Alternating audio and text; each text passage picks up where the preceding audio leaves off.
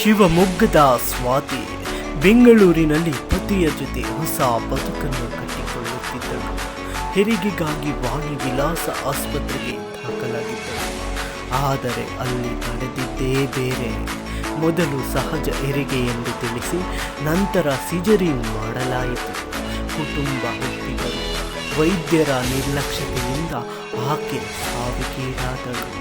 ಮಗು ಉಳಿದಿದೆ, ತಾಯಿ ಇಲ್ಲ. ಪತಿಯ ಗೋಳಾಟ, ಕುಟುಂಬದ ನೋವು ಸಹನೀಯ.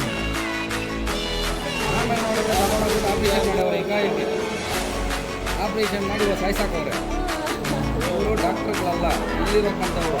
ಬೇರೆಯವ್ರ ಬಗ್ಗೆ ನಮ್ಗೆ ಗೊತ್ತಿಲ್ಲ. ಇಲ್ಲಿ ವಾಣಿ ವಿಲಾಸದಲ್ಲಿ ಏನು ನಡೀತಾ ಇದೆ ಅಂದರೆ ಅದೇ MBBS ಮಾಡ್ಬೇಕಂದು ಇವರು ಜೀವ ಉಳಿಸ್ತಾ ಇಲ್ಲ, ಜೀವ ತೆಗಿತಾ ಇರೋದಿಲ್ಲ. ಮೈನ್ ಜೀವ ಅಂತೂ ಉಳಿಸ್ತಾ ಇಲ್ಲ. ಸಾಕಾಗ್ಬಿಟ್ಟೈತೆ. ಈ ವಾಣಿ ವಿಲಾಸ ಅಂದ್ರೆ ಡೇಂಜರು.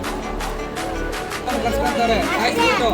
ನಾವೇನು ಪ್ರಶ್ನೆ ಕೇಳಬಾರ್ದು, ಪ್ರಶ್ನೆ ಕೇಳಂಗಿಲ್ಲ. ಸದ್ಯ ಗಾಡಿ ತಗೊಂಡೋಗಿ ಅದೇನು ಬರೀ ಒಂದು ಡೆಲಿವರಿ ಬಂದರೆ ಸಾಯಿಸ್ಬಿಟ್ರೆ ಹೆಂಗಿರಿ ಇದು? ಯಾವ ನಡೀತಾ ಇದೆ ನಮ್ಮ ರಾಜ್ಯದಲ್ಲಿ?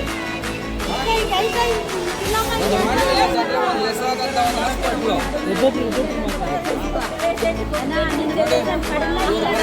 ಇವತ್ತು ಏನಾಗಿದೆ ಕಾಯಿದೆ ಬೇರೆ ಸಾಕಾಗೋಗಿದೆ. ಇಲ್ಲಿ ಸಾಕಾಗೋಗಿದೆ. ದಯವಿಟ್ಟು ಎಚ್ಚೆತ್ಕೊಳ್ಳಿ ನಮ್ಮ ಜನ. ನೋಡಿ ಇಲ್ಲೇ ಸಾಯಿಸ್ಬಿಟ್ಟಿದ್ದಾರೆ ಇನ್ನೊಬ್ರು. ನೋಡ್ರಿ ಪರಿಸ್ಥಿತಿ ಹೆಂಗಿದ್ದಾಳೆ. ಬರೀ ಡೆಲಿವರಿ ಆಗಿದೆ. ಅಡ್ಮಿಟ್ ಮಾಡಿ 3 ದಿನದಲ್ಲಿ ಅಂತ ಹೇಳಿರತ್ತಂಥದ್ದು ಅವರೇ. ಮತ್ತೆ ಆಪರೇಷನ್ ಮಾಡಿರೋದು ಅವರೇ. ಇನ್ನೊಂದು ಕರಲು ಡ್ಯಾಮೇಜ್ ಮಾಡೋರು ಇವರು. ಅದು ರಿಪೋರ್ಟ್ ಇದೆ ನಮ್ಮ ಹತ್ರ.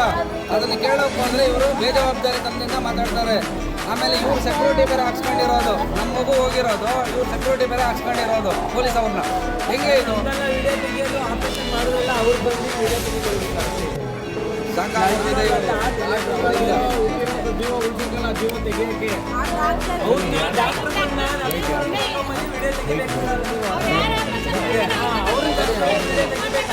ಏನಾಗಿದೆ ಹೇಳಮ್ಮ?